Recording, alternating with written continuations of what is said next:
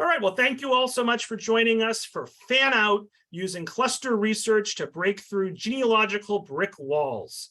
And let's see here. So got a brick wall ancestor, Fan Research, FAN, which stands for Ancestors' Friends, Associates, and Neighbors, might help you answer your research questions. Sometimes the paper trail fails us, and crucial information about places of origin or parents' names is not found in documents pertaining to our ancestors. However, research into our ancestors' social network and extended family can often help us to break through these walls.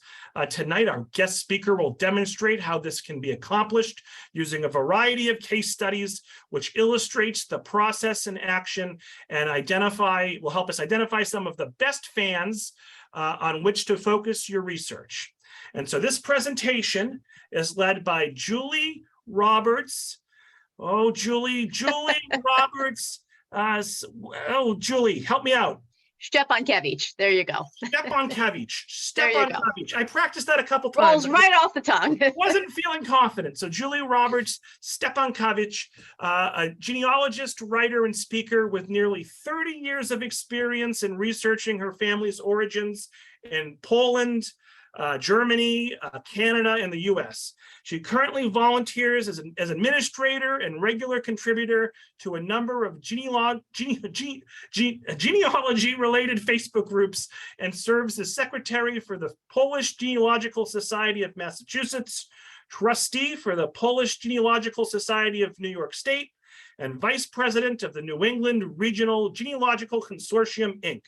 And so all 50 of us or so, let's give a big virtual round of applause to Julie for joining us here tonight. And Julie, you can take it away. Thanks so much. All right. Thank you so much, Robert, and for inviting me here to the Tewksbury Library virtually tonight to share some research strategies with you that I hope will facilitate your genealogical research. It's always a pleasure to have these opportunities, so I'm very grateful to Robert for inviting me. And as he mentioned, our talk tonight is going to be about fan research, using cluster research to break through genealogical brick walls. Robert did mention that all of you were, I guess, who signed up in advance were given the handout, and he said he was going to put it in the chat. I updated the talk a little bit since I sent him the handout, and I rearranged some things. So I think all of the links that you will need tonight are still in the handout, but I'm presenting things in a little bit of a different order than what you will see in the handout. But for source citations for all the documents and so forth, most of that should be in the links in the handout. Okay. So let's begin here. If I can get my slides to advance. Here we go. I'm going to try it again. There always seems to be a delay with getting started here, and I don't know why that is. Let's see. I'm going to try something else. No, I don't know why that's working. Okay, hang on a minute. Let's try this again. Oh, I see why. Maybe let's try this. All right. Nope. Oh, there we go. Here we go. Finally. Okay. So fan research. Robert mentioned this in the introduction a little bit. What is fan research?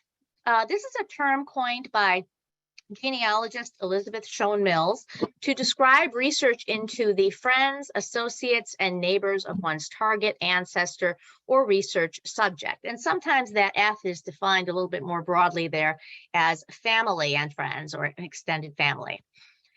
Why would we care? Why do we want to research on ancestors' fans? Well, I hear a lot of beginning genealogists tell me that they're really not interested in the sidelines or the collateral lines. They just want to take their family history straight back, and they're really only interested in their direct ancestors.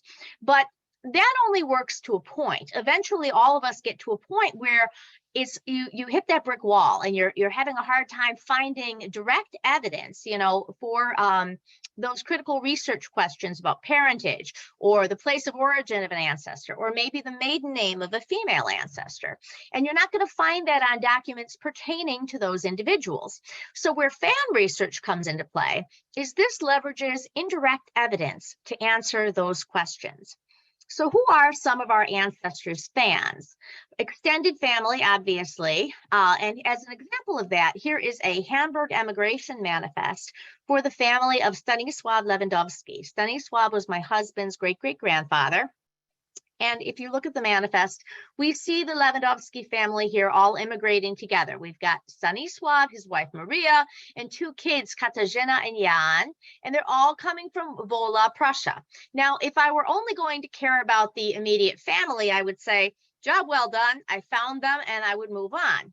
But if you look more closely, you see that we've got two additional people here, Weronika Wóźniak and Michał Lewandowski. He's even got the same name as Stanisław. And they're both coming from that same village of Wola in Prussia. So they would be fans of the Lewandowski family, and we probably want to research them because they're likely to be connected to the family in some way. Marriage witnesses are another great example of ancestors' fans that we should care about. This then is the 1896 marriage record for Edward Lewandowski and Antonina Budzinska. Edward Lewandowski is actually the same guy we just saw here, Stanisław Lewandowski. When he got to the US, he changed his name, and rather than opting for something like Stanley, he went to Edward. And his wife Maria died, and he remarried to Antonina Budzinska, and this is the record of their marriage here. And we can see that the witnesses were Laurentius Hoffman and Weronika Lepkowski. Now that name Weronika, we just saw Weronika a minute ago back here. There was a Weronika Wóźniak. Turns out when you scratch the surface here and dig a little deeper, she was the sister of Stanisław's first wife, Maria Wóźniak, which got corrupted to Wisnach in the US. And so Weronika is Maria's sister, and she marries a guy named Stanisław or Edward Lepkowski. So this Weronika Lepkowski is actually the sister-in-law of the groom here, Edward Lewandowski. Okay, but Laurentius Hoffman also is another example of a fan we should care about. Okay, godparents chosen for their children, borrowing again from the example of the Lewandowski family. This is the 1891 baptismal record for Joseph Lewandowski. Joseph was the youngest child that Edward had with his first wife, Maria. And the godparents here were Andreas Hoffman. And again, we see that same name Hoffman coming up. Similarly to Laurentius that we saw. And then we see again, Weronika Lepkowski. So she's showing up quite a bit. Godparents are such a wonderful example of fans that I find particularly useful, and we'll be talking about them a lot more later in this talk. Cemetery neighbors. Just as we were united with our extended family in life, so too we are in death. These are the graves of Anthony and Frances Lewandowski in Sacred Heart Cemetery in Medina, New York. Anthony was the youngest son of Edward and I think his first wife, Maria Lewandowska. And right behind them, who do we see? It's a Wóźniak grave. So again, the families are closely related and they're even buried together. Residential, that went by too fast, residential neighbors in census records. So again, we're not just united in death, but we are united in life. And this is the 1920 federal census for Buffalo, New York. And at 929 Smith Street, we see what appear on the surface to perhaps be three unrelated households all living at that same address, which, you know, wasn't uncommon. People had boarding houses or whatever and multifamily homes. So we've got three groups here. We've got Anthony and Frances Lewandowski, Joseph and Margaret Lepkowski, and Joseph and Catherine Bartoszewicz, and then their children. Well, again, when you research the family a little bit more and scratch below the surface, you discover that they're all related. Catherine Bartoszewicz, her maiden name was Lewandowska. And this was the family that actually started my research. This right here, Henry Bartoszewicz, is my husband's grandfather. So these are his great-grandparents, Joseph and Catherine. Catherine was a Lewandowska, and Anthony is her brother, okay? And then remember, we said Weronika Wóźniak was married to Lepkowski, and so Joseph is her son. So Joseph is the first cousin to Anthony and Catherine. So they're all tied together there. Okay. character witnesses on naturalization records. These are also people who were stating that they knew someone very well. So you would think that they would be worthy subjects for further investigation. This is the naturalization record for Stanisław Lewandowski. And when he naturalized, he had these two gentlemen, John Kuspa and Mike Kateris, who were his character witnesses. Sponsors named on passenger manifests. This is another good example of people we need to care about. This is the manifest for Tadeusz Grzeszak when he came in through the port of Baltimore in 1900. Tadeusz is my great grandmother Veronica's brother, and he said he was going to his sister in Buffalo, and he names her place of residence, the person she's living with, as Michael Stashak at 25 Clark Street in Buffalo, New York. So Michael Stashak, I mean, you would think he's the brother-in-law, but in any case, he's worthy of investigation because the family is close enough that the Grzeszak sister is living with in this household. Okay, business partners. This is a copy of the Buffalo Evening News, or a page from it in 1933. And under the business section, we have Calkins Heating Company, which is owned by Anna Formella, living at 929 Smith Street. Now, in that 1920 census, just 9 years earlier, we saw, or a few years earlier, rather, we saw several families of interest who were all at that address. So it would stand to reason that the Formella and Calkins families are going to be families of interest that are going to be tied to our research subjects. Grantors and grantees on land transactions. People typically sold land or passed on land to family members. So sometimes those records can give you insights.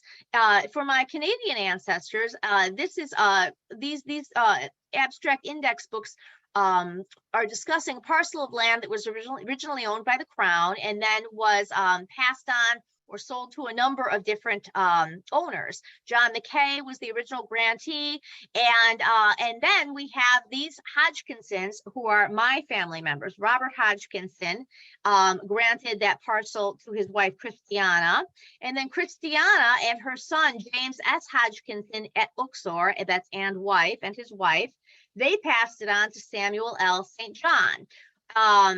And then we also see here Robert Walsh and his wife, who is Nay Hodgkinson. So you can see that by examining these records, we might get a better sense of some of the relationships among the neighbors and among the relatives.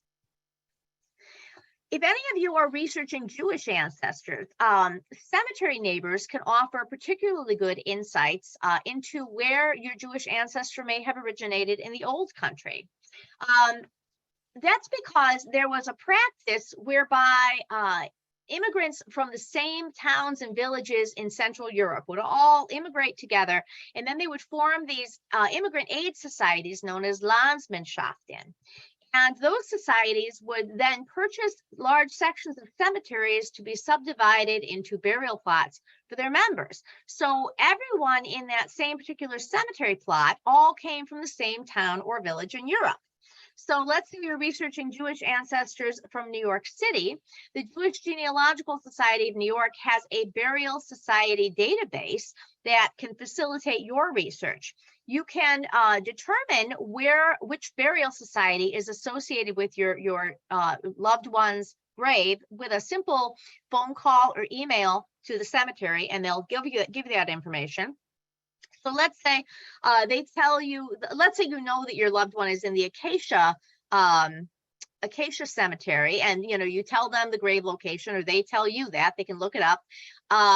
They can tell you that particular grave would be in Kutno Society B'nai Jacob, perhaps, which is located at gate 38 of the cemetery. And everybody in the Kutno Society B'nai Jacob plot is, at least theoretically, but probably likely, from Kutno in Poland. So now you can start searching Jewish records from Kutno and hopefully find your family in them. Okay, so that's kind of a overview of some of the methodology here, but let's take a closer look at using fan research and really try to see how we can apply it to answer some research questions. So in this case study we're going to start with, we're wondering where my Polish great-grandmother, Weronika Grzeszak, was born. So she was an immigrant from Poland, and she is our research target.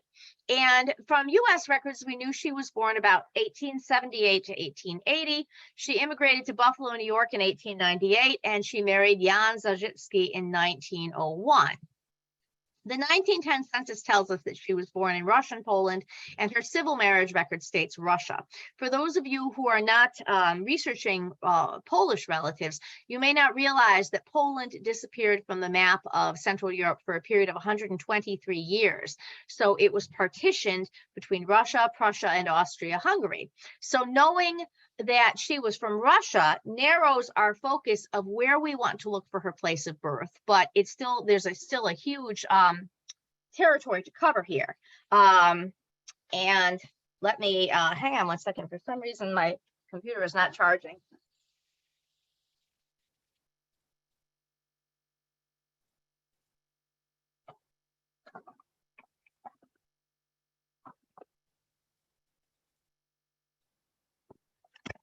Okay, I apologize for that. I don't know why that was not doing that.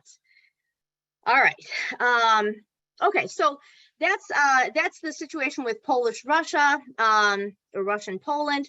There's no church marriage record available for Weronika and no naturalization, and she died in 1940. Now, the thing to remember, though, is Weronika did not immigrate in a vacuum. She was part of a family.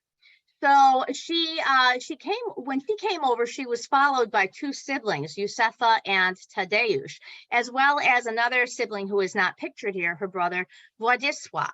And so even though women can be a little bit harder to trace, we can look at documents pertaining to the whole family and try to get some evidence for place of origin.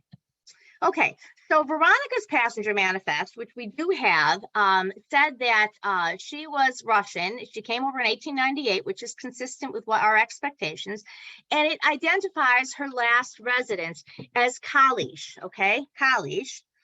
All right, and Kalisz, the same information is repeated by her brother Tadeusz on his World War II draft registration. He says he's from Kalisz. Oh, okay, that's fine. You can see it's spelled a little bit differently, but close enough. We can assume it's the same place. But then Tadeusz, when he himself immigrated, he didn't say he was from Kalisz. He said he was from Słupca. So what do we do with that? Well, let's hang on to it for now. He's saying his last residence was Słupca, okay. And then their brother Władysław, when he naturalized, he said he was born in Kowalewo, Poland, Russia. Okay, so now we have a number of apparently conflicting pieces of evidence.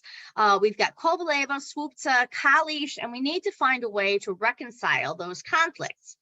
And the best way to do it is with a gazetteer. Wherever you're researching, gazetteers are going to be your friend when it comes to resolving questions regarding place of origin. In this case, the gazetteer I selected was the Skorowiec Królestwa Polskiego, which is the index of the Kingdom of Poland.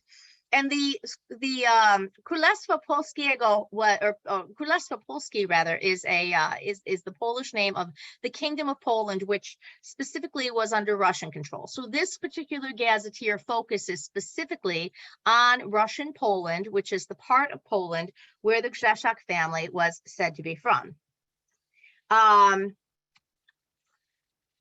So this is a page from the gazetteer, and we can see we have our towns listed in this column.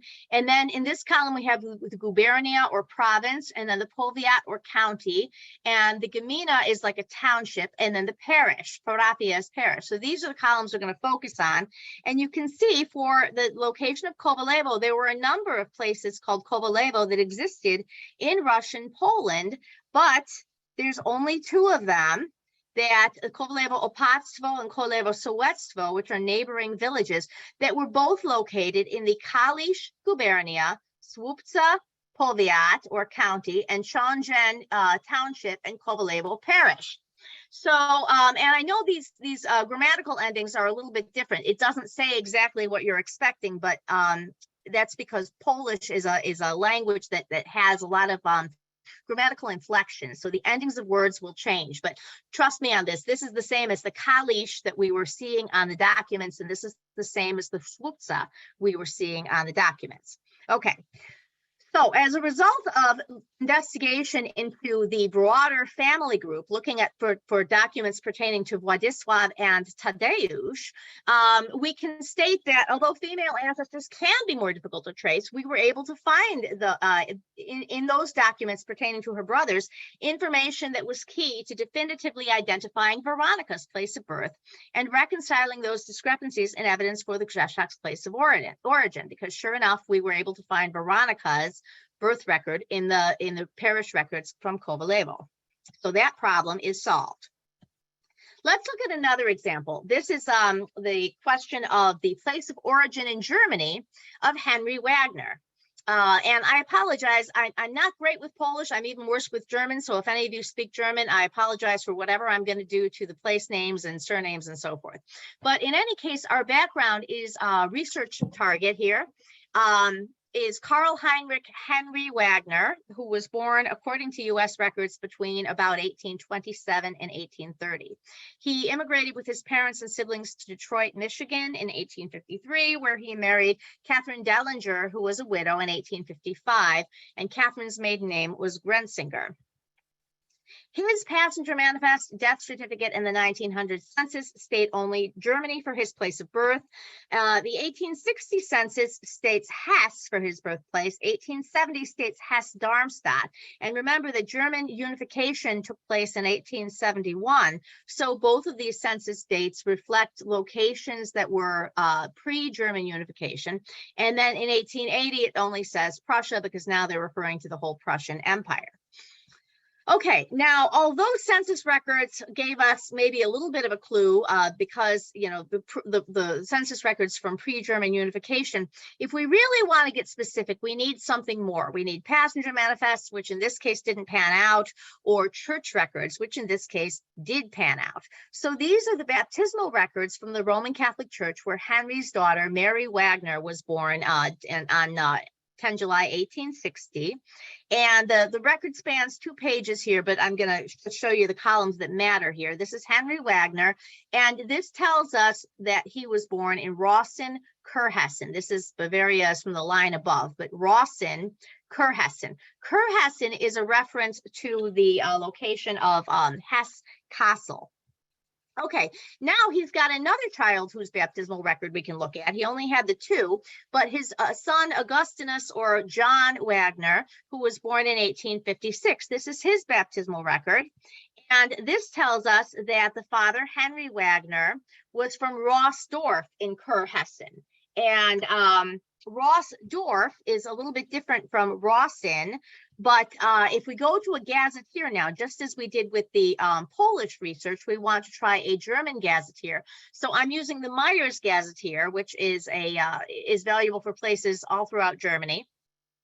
If you do a search for Rawson, you don't find anything. There are no places in Germany called Rawson. So that was clearly a recording on the part of the priest. But if you do a search for Rossdorf, you find 2 different places. There's Rossdorf in Kreis-Hanau or Hanau County, and then there's Rossdorf in Kirchhain County, or Kreis-Kirchhain. Okay, and if you look at them on the map, they're not especially close. They're about an hour away. And it might not be the end of the world, but if you're paying a private researcher or an on-site researcher by the hour and he's got to travel, maybe you want to see if you can narrow it down a little bit further before you send him off looking at records from both places. So how do you do that? Well, you need additional evidence for place of origin. And how I did that was I checked out further records from the cemetery in this case. And in this case, it was the information I needed was actually carved on a grave marker. This here is the grave marker for Henry and his wife, Catherine Wagner. And right next to them, their cemetery neighbors, are the grave of Gertrude Reel and her husband, Joseph Reel. Gertrude is Henry's sister. And Joseph's grave actually has his place of birth written right on it. It says Joseph Reel, geboren in Mardorf, Kurhessen. Okay, Mardorf, Kurhessen. You got to remember that, again, people did not live their lives in a vacuum. They operated within the context of their social network. And so if Gertrude and Henry are from one place in Germany, chances are good that Joseph is going to be from someplace close by. So you go back to the Myers Gazetteer and you say, where the heck is Mardorf? Well, we have 3 places called Mardorf and 1 Mardorfer, but only one of those places is located in Kirkhaine County. So as it turns out, Rossdorf and Mardorf were in fact adjacent villages. They're located right next to each other.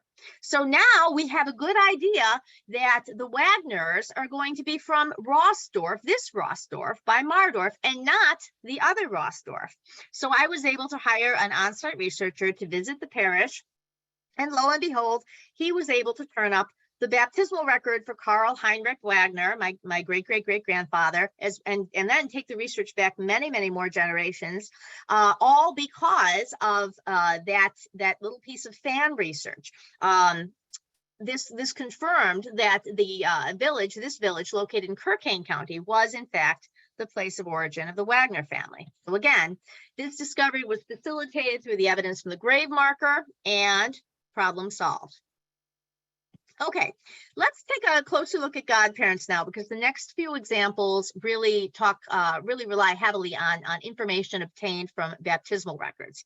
So what is a godparent and why are they such important fans? Well, if your ancestors were Roman Catholic, you're going to want to pay attention to them. In the Roman Catholic Church, godparents were supposed to be witnesses at a child's baptism and support the parents as they raise the child in the Catholic faith and serve as spiritual role models. The godparents have to be at least 16 years of age, and they have to have completed all the sacraments of initiation, which are baptism, Eucharist, and confirmation.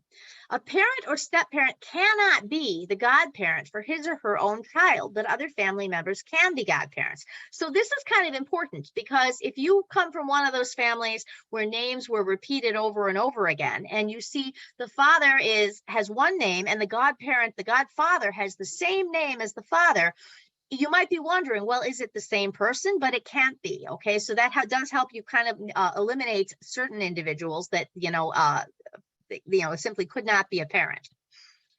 In some family cultures, godparents were even expected to assume responsibility for the child in the event of the parent's death.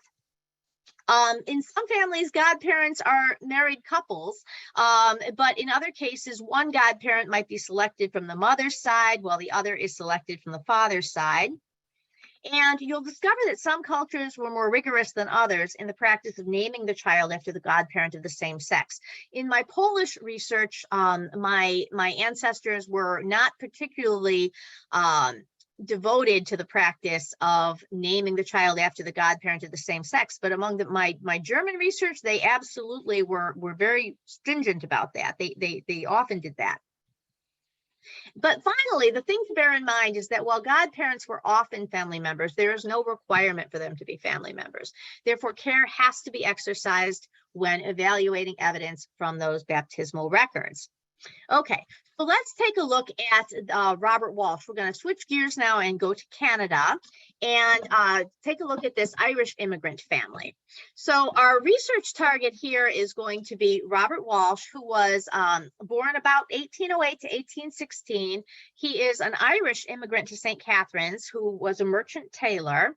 It's not clear when he arrived in Canada because Canadian passenger manifests prior to 1865 were not preserved. And moreover, there's not going to be a naturalization record for him because he was migrating within the British Empire. So there was no need for him to naturalize.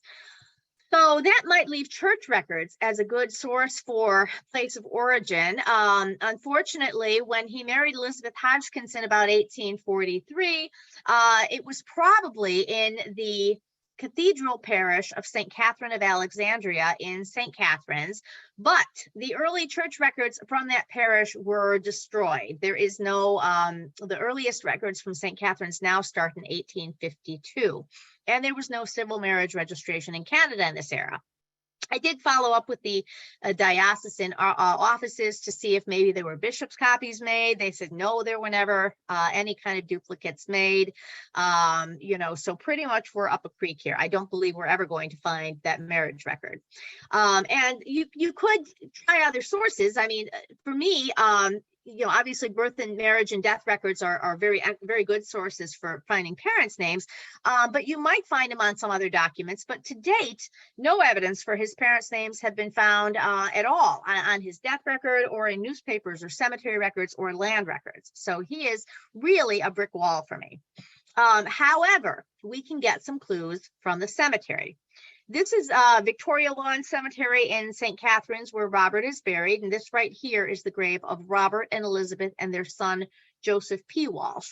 Next to them is their daughter, Mary Ann Walsh. And over here is another daughter, Nellie Welsh or Walsh de Vere. I should warn you that my Walshes were not particularly picky about which version of their surname they used. So you'll have to trust me that when I say that all the records pertaining to this family really are for this family, despite the version of the surname that they used. Elizabeth even is here buried under Walsh, but her death certificate says Welsh. So they are just all over the place. But then over here, you see, we have this grave of Maria McNamara. Who the heck is Maria McNamara? Well, hold that thought. There's a section of the cemetery that is also populated by Walsh graves. Right over here, this is the grave of Robert and Caroline Welsh. Now, this is basically Robert Walsh Jr. This is the son of Robert and Elizabeth Walsh, Robert being the other Robert Sr. being our research target. So this is his son. This is Robert and Caroline's son, Francis Walsh. But then over here, we have this monument for the Welsh family. This is the grave of Thomas and Mary Ann Cronin Welsh and their son, Robert F. Welsh. So the question is, who were Thomas Welsh and Maria McNamara? So I started doing some digging in a variety of different records, especially those church records from St. Catherine of the Cathedral of St. Catherine of Alexandria. And let's take things in chronological order here. The first thing I want to show you is this is the baptismal record for John Walsh. Although he was baptized John Walsh, this is the only record where he's ever referred to as John. Mostly he's Thomas John or Thomas J. Walsh. And he was born in 1859. And he is the son of our research target, Robert Walsh, and his wife, Elizabeth. And who are the godparents? Thomas Walsh and Bridget Ditto. So Bridget Walsh. Okay, Thomas Walsh and Bridget Walsh are the godparents for Thomas Walsh. So it looks like young Thomas is being named after his godfather. And then he's got a godmother named Bridget Walsh. Okay. So then a couple of years after that, in 1861, we had the 1861 Census of Canada, which was enumerated in January of that year. And here is the family of our research target, Robert Walsh, who's the tailor from Ireland. And here's his Mrs. Walsh, and she's 5 years younger, according to this census. And then we have these two individuals, Thomas and B. Maria. And Thomas is clearly too old to be their child. B. Maria could theoretically be their child, but I don't think she is, but Thomas definitely couldn't be. So that's sort of interesting. So they're living with the Walsh family. Okay, so we'll take that piece of information and file it away. Well, then we have the marriage record for that same Thomas Walsh, who's buried next to the Robert Jr. When he married Mary Ann Cronin in May of 1861, his marriage record identifies his parents as James Walsh and Catherine Kavanaugh. And then the witness to that marriage was Maria Walsh. Okay, interesting. So file that away. And then we have Maria Walsh McNamara in 1867. So this is the same Maria McNamara who's buried in the cemetery. And so she didn't marry till 1867. So she's clearly the Maria Walsh who was the witness, the marriage witness on Thomas's at Thomas's wedding. And it makes sense because look at this. Her marriage record says she is the daughter of James Walsh and Catherine Kavanaugh. So this makes her and Thomas full siblings. Maria and Thomas are full siblings to each other. Now, this doesn't tell us what their relationship is to Robert, but we can at least hypothesize now that maybe they were all siblings together.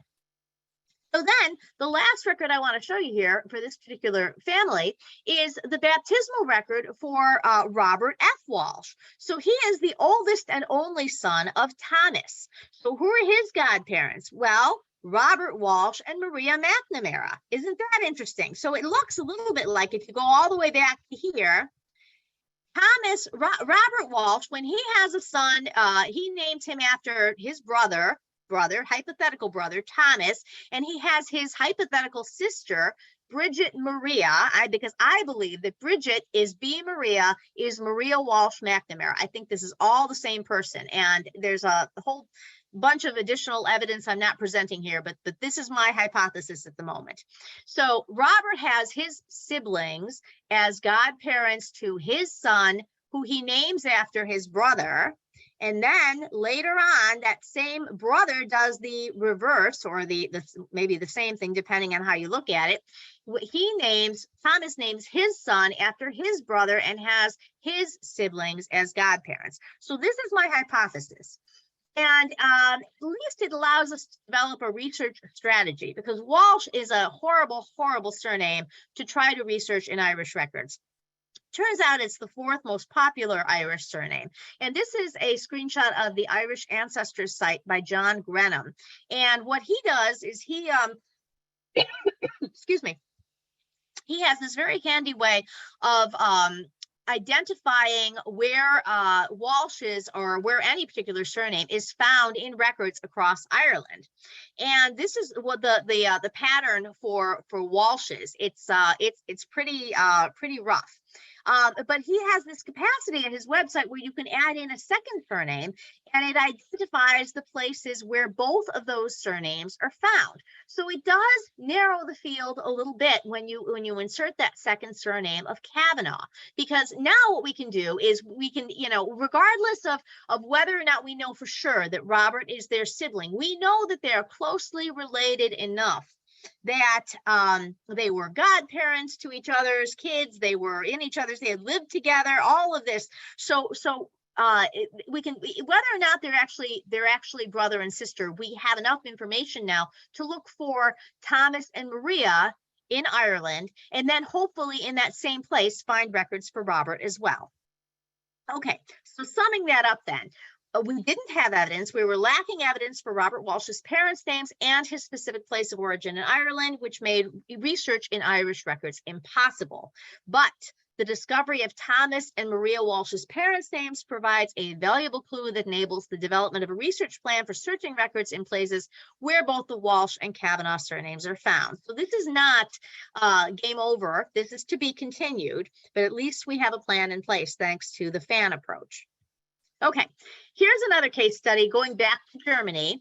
And this is, again, a case where I didn't have a lot of different kinds of records to go by. And of course, the genealogical proof standard requires us to do reasonably exhaustive research.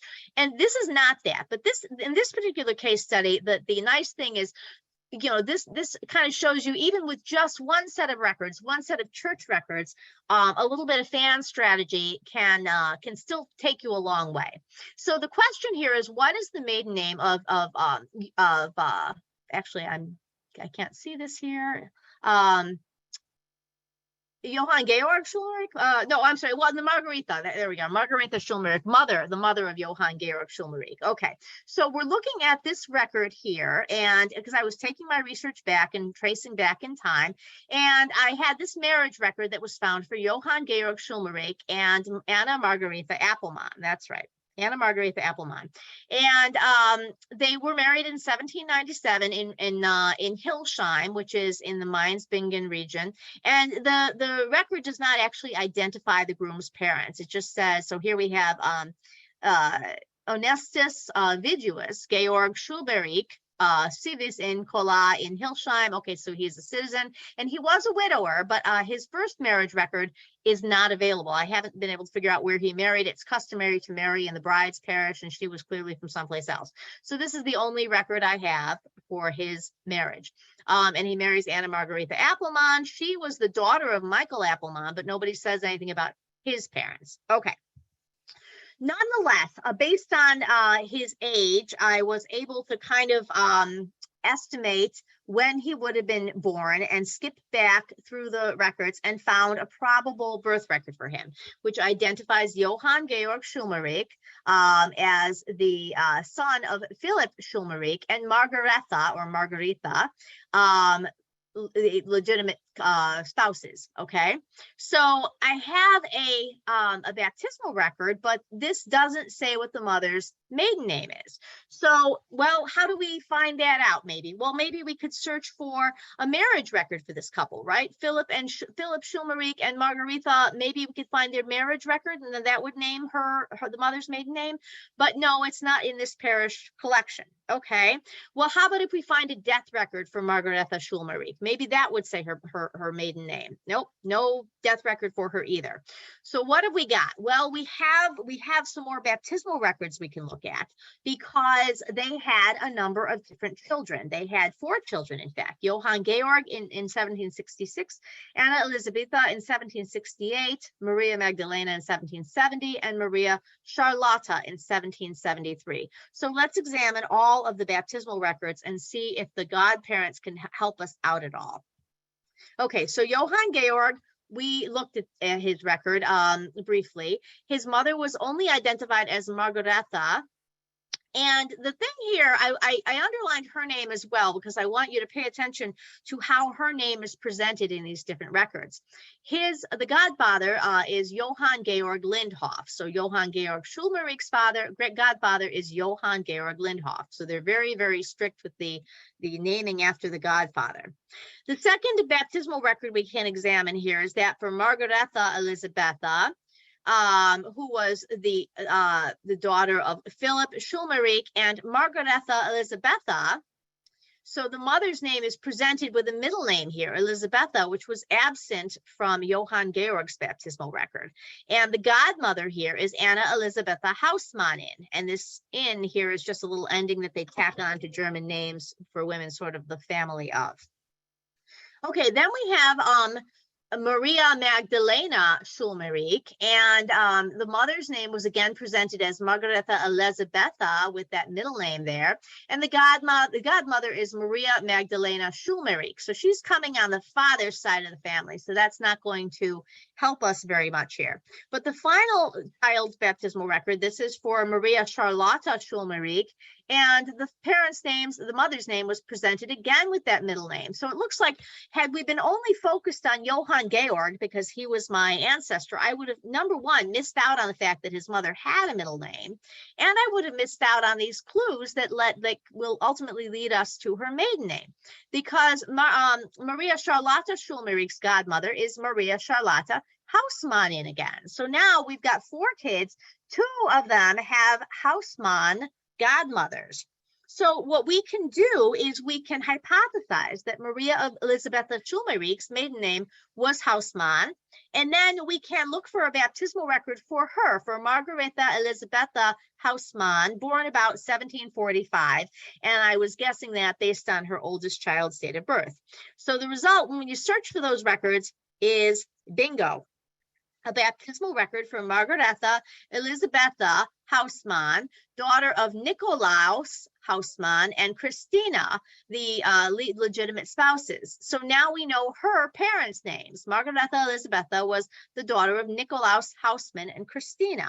Now, assuming our logic is correct here, we predict that she is going to have 2 sisters who were Hausmannin, and they would have the same parents, and they would be the same people that she chose to be the godmothers of 2 of her daughters, right? So sure enough, we find a baptismal record for Anna Elisabetha Hausmann, who became the godmother of Anna Elisabetha Schulmerich, and she is also the daughter of Nikolaus and Christina. And we find a baptismal record for Maria Charlotta Hausmann, the daughter of Nikolaus and Christina, who became the godmother of Maria Charlotta Schulmerich. So, by analyzing the godparents chosen by Philip and Margaretha Schulmerich for their 4 children, we were able to identify that the fact that 2 of the godmothers bore the surname Hausmann. This suggested that Hausmann might be Margaretha Elisabetha's maiden name, and then the search of baptismal records indeed confirmed that. We found the baptismal record from Margaretha Elisabetha Hausmann to Nikolaus and Christina Hausmann, and we were able to identify baptismal records for 2 of Margaretha Elisabetha's sisters, whose names did indeed match those of the Schulmerich children's godmothers. So once again, problem solved. Okay, and in the final case study I'm going to present tonight, this is kind of a fun one that I just did about a year ago. But my research problem had been one that had been plaguing me for about 10 years. So this was very, very satisfying to solve this one. So the way this one worked, the research target was Maria Magdalena Kozen Roberts, my great-great-great-grandmother, and I wanted to discover her parents and their place of origin in Europe. So the research subject, Maria Magdalena, or Mary Magdalene Kozen Roberts, married a German immigrant, Michael Rupert Roberts, in Detroit in 1857. Her parents were not identified in her church marriage record or on her death record. Census and church records suggested a date of birth between about 1832 and 1834, and church records specifically identified her place of birth as Buffalo, New York. The kicker, though, her maiden name was all over the place. It was reported as Kozan, Kassan, Kuzins, and Curzon.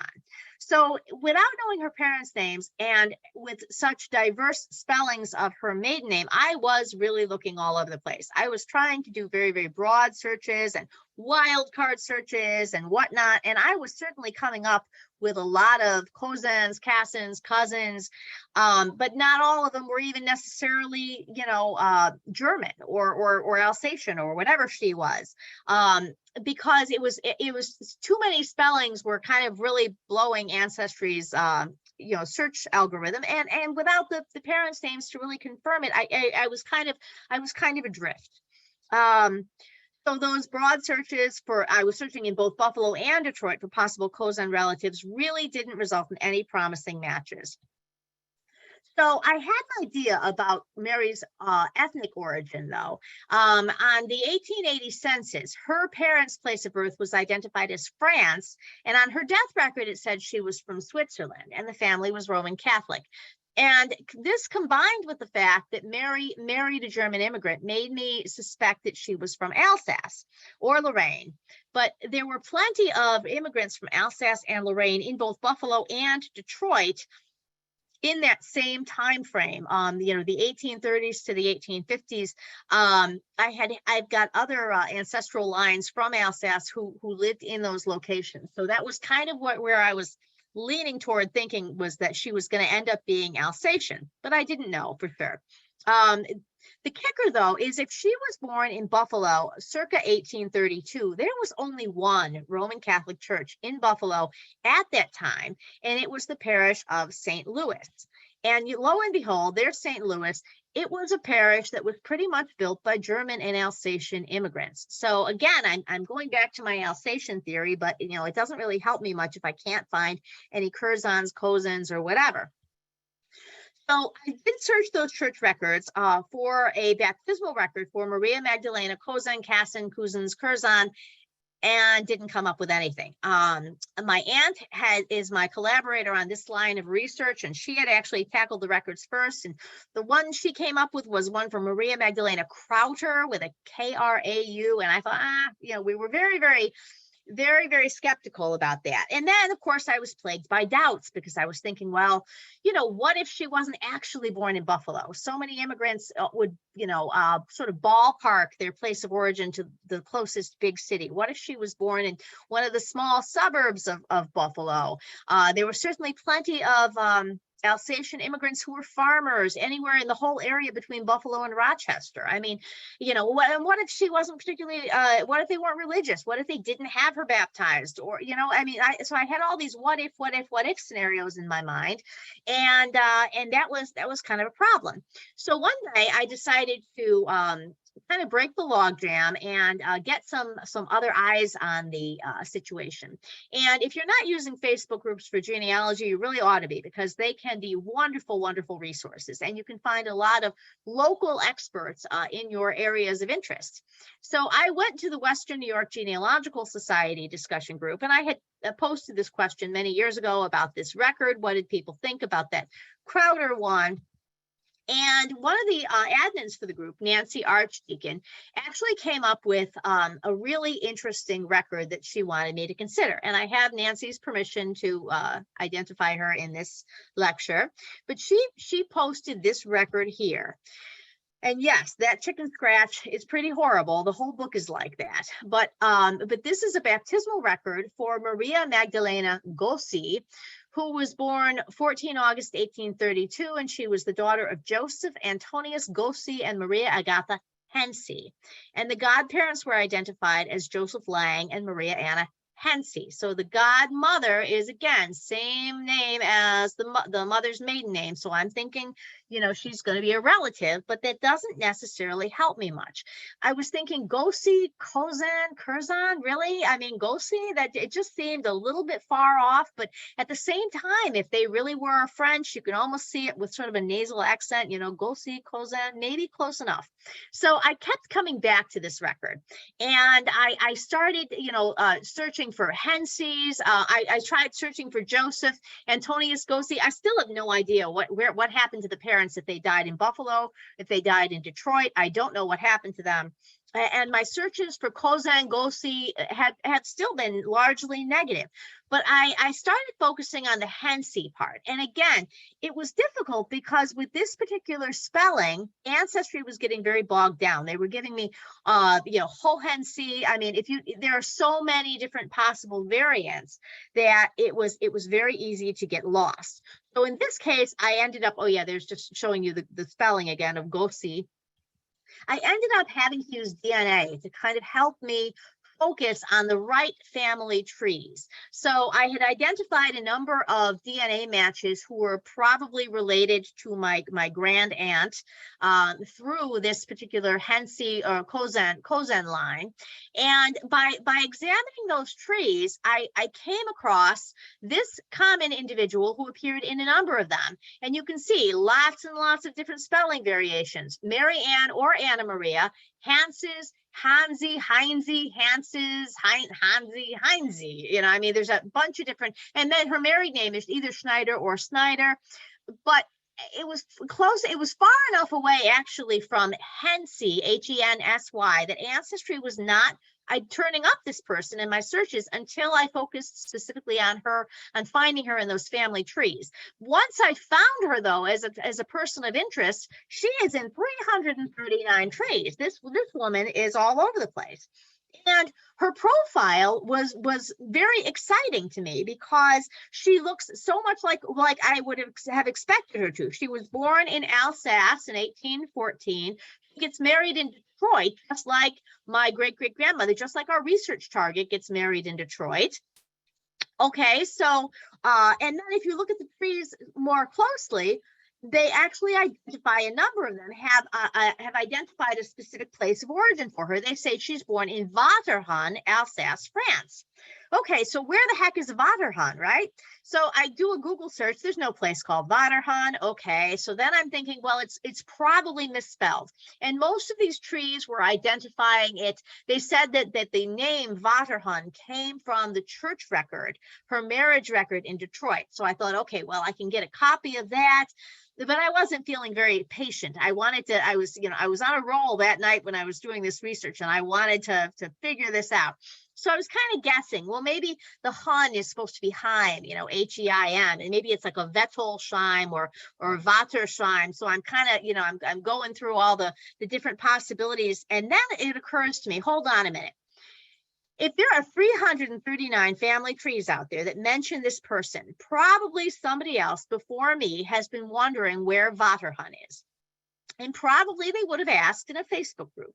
So I went to the Alsace and Lorraine Genealogy Facebook group, and I didn't even post a question. All I did was I searched the group's history for Vaterhun, and lo and behold, I found a post where somebody had asked the same question, and somebody else identified it as Vetterhaus. So we've gone from Curzon to Gossee and from Vaterhun to Vetterhaus. But the records for this region are online at the Haute-Rhin archives. And I was able to find the birth record for Maria Anna Hense, born in Vetterhaus on 29 April 1814, to Dionisi and Agnes Hense. Agnes's maiden name was not identified in the birth record. But this then is that Maria Anna Hense, who was the godmother on that baptismal record. Well, how do I know that? Because I was able to find the marriage record for that same couple that were identified as Maria Magdalena Gossee's parents. Joseph Antoine Cousin and Maria Agatha Hense were married in Vetterhaus on 8 September 1829, and Maria Agatha was this is the groom's name here, Joseph Antoine Cousin, and Maria Agatha was identified as the daughter of Dionisi or Dennis Hense and Agnoise or Agnes Antony. Okay, so we nailed it. We have we have an answer to our research question. So although the research was made much more challenging by the multiple spellings discovered for Mary Magdalena Roberts' maiden name, Cousin, Cassin, Cousins, Curzon, and Gossee, and the lack of parents' names, documentary research led to the discovery of that baptismal record that was ultimately proven to be hers, thanks to fan research into the godmother, Maria Anna Hense. And in this case, again, analysis of DNA matches were really helpful for in letting me focus the research when the searches were bogged down by the multiple versions of the godmother's name, the Anna Maria or Maria Ann or Mary Ann Hanses, Hansi, whatever, found in online trees. And the analysis of those online family trees led to the discovery of the location Vaterhun, which was not identified in most of them as Vetterhaus, but which I was able to identify as Vetterhaus by researching old posts in the Alsace and Lorraine Genealogy Group. And finally, I used the online records from the parish of Vetterhaus to find birth records for both Anna Maria Hense and her sister Maria Agatha Hense.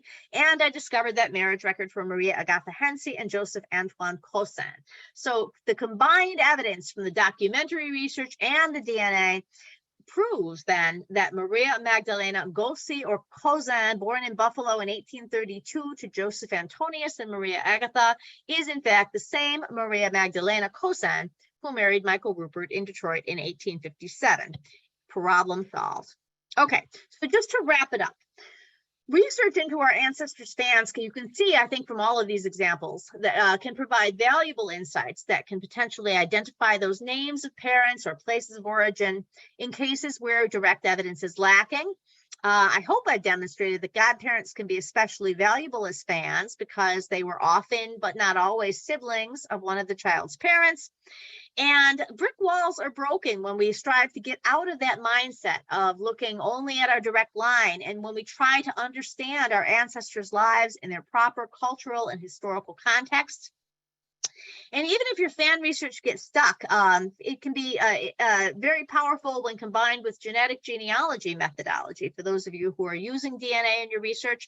And that because that allows the researcher to zero in on the family trees that are most likely to produce relevant clues. So with that, I'd like to thank you for your time and attention tonight. And if you have any questions, I am happy to take them. So Julie, wonderful job as expected. Folks, let's take 10 to 15 minutes of questions and comments. Kate says this has been excellent. Thank you so much. Thank you. Lisa has some questions in the Q&A for us. Okay. And I've sort of lost the context. These were asked around 7:30. Lisa says, does this mean that manifests to Canada after 1865 have been preserved? And if so, how can they be accessed? You can actually get those at the Library and Archives of Canada website. I believe those are all online there. You can also get those from the one-stop shopping sites like Ancestry. If you have the World Explorer subscription, that should include Canadian passenger manifests and so forth. Lisa also asks, how can one find gazetteers? Gazetteers, yeah. Yeah, we have a Russian ancestor where we cannot locate the towns. They gave us various records. Okay, so there are, if you're interested specifically in ethnic, or let's say ethnic Poles who were Russian citizens, I have a whole list of gazetteers for Polish genealogy on my website. There's a tab at the top for maps and gazetteers. And I think there is even one gazetteer on there that is actually just all of Russia. So if you're looking at somebody who was truly ethnic Russian and not ethnic Polish, that one gazetteer should still suffice for that. But again, it's going to be a tough slog because you're faced with the linguistic challenge of reading the Cyrillic gazetteer. So Julie, I don't see any other comments or questions in the chat or the QA box. Okay. So I think that's probably a sign that we should start wrapping up. Okay. We'll give it 30 more seconds here. I again want to thank the Friends of the Tewksbury Library, want to thank the Tewksbury Genealogy Group, as well as the Danvers Library for helping us promote today's program. Just a note for those watching, you'll receive an email from me tomorrow with Julie's handout, with this recording, with a feedback survey. Please take 30 seconds and fill that out, and with information about a couple of other genealogical programs that may be of interest. Elizabeth would like to know, Julie, and I think it was on your last slide, but what is your website? It's called From Shepherds and Shoemakers. And yeah, it was on my last slide. It's also on the handout. Yeah. Excellent. Nancy says, thank you so much. This was very helpful. Karen says, awesome program. Loved the new fan ideas and we'll try them tonight. Exclamation. Good luck.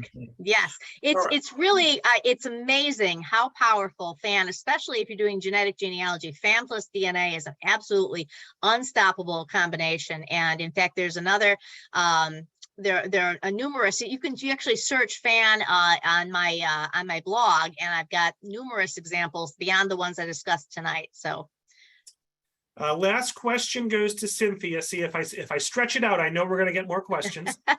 Cynthia asks, if you are looking for neighbors, how many lines should you check using the fan? Oh, you mean like in a census, I assume. I even check sometimes the page before and the page ahead kind of thing. But you can also get kind of an idea. You can check city directories, and see the neighbors that way. There's lots of ways you can look for those neighbors. But it's a very, very powerful strategy. I really hope you all try it and you're able to make some progress. And folks, just to give you a jump on the email you're going to receive from me, tomorrow night, Tuesday, November 15th, 7 o'clock, we're partnering with the Andover Library. It's not a genealogy program per se, but it's called Preserving Your Family Recipes, How to Save and Celebrate Your Food Traditions. And it's with author Valerie Frey. Title of her book is Preserving Family Recipes, and she'll talk about some simple ways where you can save your family's heirloom recipes. So I know that might be of interest to some folks. She'll be talking about digitization among some other things, and I'll put information about that in the chat right now. Tammy says, thanks. I'm hoping this will help me with my brick wall for my great-grandparents. Cindy asks, any tips for preserving fan that we know about with our parents, grandparents for future generations? That was in the chat, Julie. Yeah. So any tips for preserving fan that we know about with our parents or grandparents for future generations? I would just, I think it's really important to record as much of your family history as you can, so if you are aware of close relatives and friends, that were in the fan group, write it down. I remember interviewing my grandmother back when I first got started with this, and interviewing my grandfather. In fact, it was really my Polish grandparents that kind of inspired me to get started with genealogy, because I really wondered what life was like for their parents and what made them come over and all of this stuff. And I remember Grandpa telling me that his father came from Poland with 2 buddies from the same village. And, so then I was very interested to find them on the passenger manifest and all that, so if you have information on your parents, grandparents, and their fan club, write that down for your children and grandchildren, and maybe write down the stories, write down everything that you can, you can, that's your legacy for the next generations. Write down everything that you know. So that's what I would recommend. Great. So Julie, thank you so much. I think we've exhausted comments and questions. Julie, once you get on my list of genealogy speakers, you don't get off it. So I'm sure we'll see you in 6 to 12 months. I hope everyone enjoys the rest of their evening, and I hope to see you at an upcoming virtual genealogy program. So thank you, everyone, and have a great night. Thanks again, Robert. Yep. Thanks, Julie. Bye-bye. Bye-bye.